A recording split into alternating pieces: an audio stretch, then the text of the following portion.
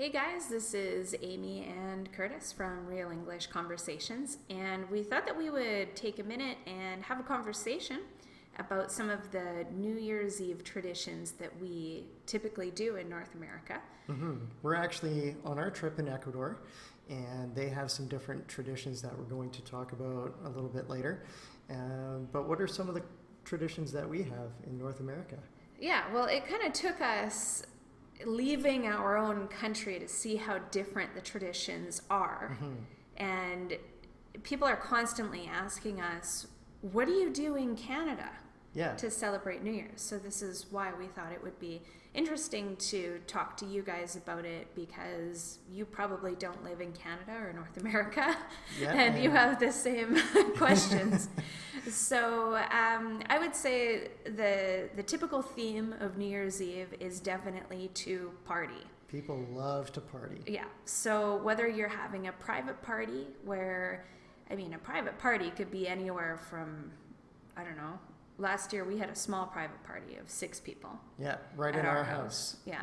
And then, you could have a big party, maybe 100 people or something like that. But typically, you're going to have food, and people like to drink alcoholic drinks if they drink alcohol. Some people don't drink alcohol, but most people do.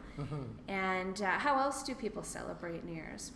Sometimes they go out to nightclubs, and usually DJs are playing. I know in the past I've DJ'd tons of New Year's parties in the past. Right, because Curtis is, he used to be a professional DJ, but now he just does it for fun. Right. So maybe we can put a link to your DJ show.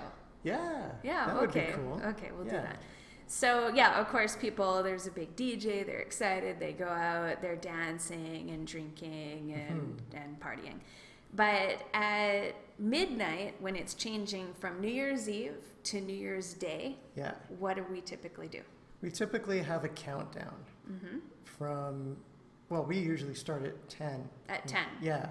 So it's 10 seconds to midnight. Yeah, so it's 10, 9, 8, 7, 6, 5, 4, 3, 2, 1. Happy New Year! Everybody yells and shouts, and there's usually champagne.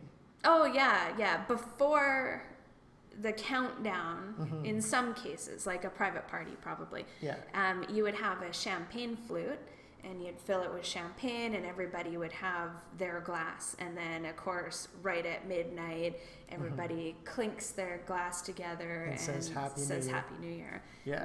And they have a drink. So, that's definitely common. And what about what do you do when you say Happy New Year? Do you just say it? No, usually if you're with a group of friends, you're giving hugs and saying hi or Happy New Year. Yeah, like you're wishing them Happy New Year. Happy New Year, you give them a hug. And if you're with a partner, a girlfriend, boyfriend, husband, wife, usually at midnight there's you kiss them. You kiss them, there's a kiss. Yeah, and from what I was reading online, this is something that people do to show their love, I guess with their friends too. It's not romantic love, but just to let them know that they're important. And what else do we do so anyway, the party continues until whatever hour in the morning. So the next day after the party, it's time to shape up. You mean a New Year's resolution, right? It's and we're not talking, sometimes we're talking about getting fit. But I'm referring to more, everybody on New Year's, they have New Year's resolutions. And they're like, this is going to be the year that and what are some of the common New Year's resolutions that people have? This is going to be the year that I'm going to lose weight. Or I'm going to go to the gym every day and get really, really fit, like muscular, have better fitness than I've ever had. Yeah. Just ignore the honking outside. This is Ecuador. It happens a lot. Yeah. People like to quit smoking is another New Year's resolution. And of course, I would say probably if they're hungover, they might have a resolution to quit drinking. I'm never drinking I'm never again. drinking again. Yeah. Yeah. And what else do people do? They make, it might be this year I'm going to maybe go to university and study for a career, or I'm going to do something to better myself in some sort of way, or consciousness in the way that they want to change their behavior or the way that they're thinking. Self-improvement. Yeah, that sort of thing. And then I would say probably one last tradition that's really, really interesting is the polar bear swim. Oh, yeah. Always happens on New Year's Day. Yeah. And people run into cold water, because usually in Canada, Always in Canada. Canada in January, it's ice cold. It's freezing. It's not frozen. Well, maybe if you're in a community that goes into a lake and there's been really, really cold temperatures, for example, there might be a little bit of ice on the lake, but the ocean is definitely cold.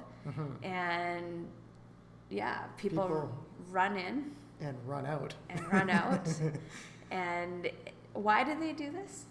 Do you know? I have no idea how to. Okay, so I don't know. I couldn't confirm this by doing any research, but what made me think about it was I was reading about New Year's traditions, and it came up, and in this one article, it was said that it's for good luck, but nothing else that I read verified that, so I'm not really sure.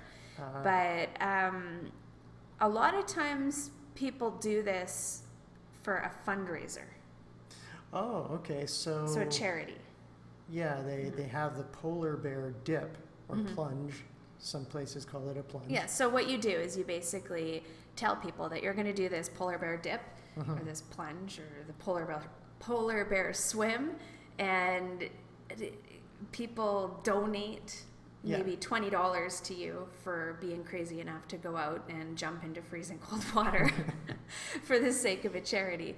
And this, what I was reading in Canada, how it started was, I think it was 1920, and there was this guy that thought, hey, I want to go swim in the ocean, and I'm going to invite some of my friends to do it.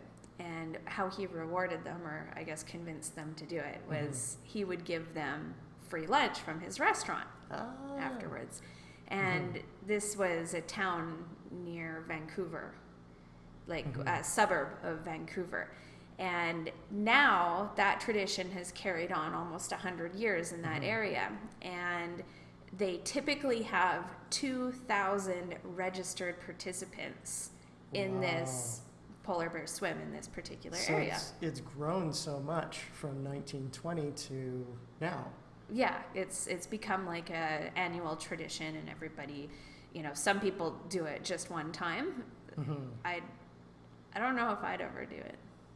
I don't like cold water. I don't think I would do it. If I'll do a polar bear swim here in Ecuador where the water is like tropical.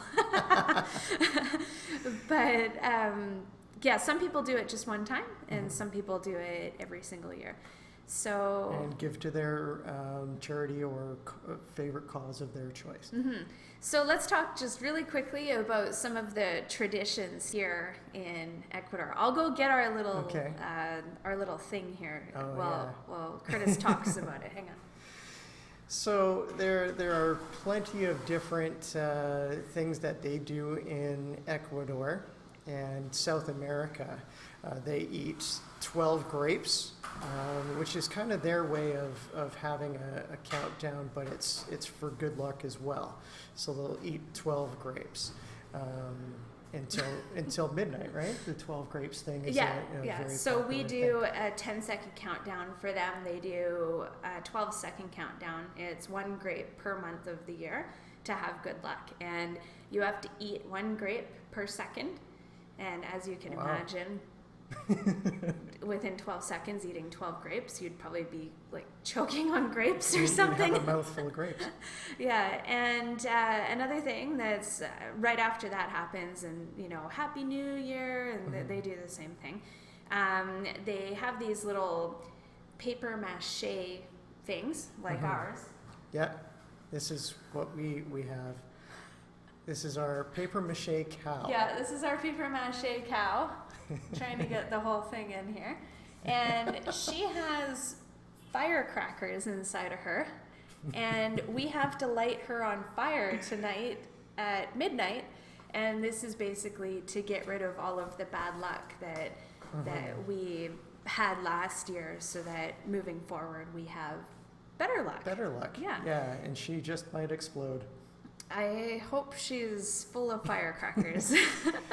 There's another tradition too, and it's something to do with underwear, different colored underwear. Yeah, so if you want to have more money, you're supposed to buy a brand new pair of yellow underwear, and you have to wear them. Yellow underwear. And if you want love, of course, you buy red underwear. I should buy some yellow underwear. I want some yellow underwear too, but I don't think they sell them here in the small town where we're at. And then there's one more tradition, which is taking an empty suitcase and running around the outside of your house, and that's supposed to be for good luck if you would like to travel, so that you find the money or you have the opportunity to be able to do that. So anyway, those are some of the New Year's traditions that we can talk about from Canada and from here in Latin America in Ecuador. Yeah, I wonder what some of your New Year's traditions are. Yeah, leave a comment for us in the section below and let us know what the most common New Year's tradition is in your country. And hopefully we can make this an interesting conversation. Make sure to subscribe to our YouTube channel, follow us on Facebook, all of that good stuff. If you're not a free member at our website already, just come to our website and sign up. We've got a bunch of free conversations with transcriptions and phrasal verb stuff and 31 different sounds and all that kind of stuff that native speakers use. Tons of information and resources for people for free right at our website at realenglishconversations.com. So Happy New Year to everyone.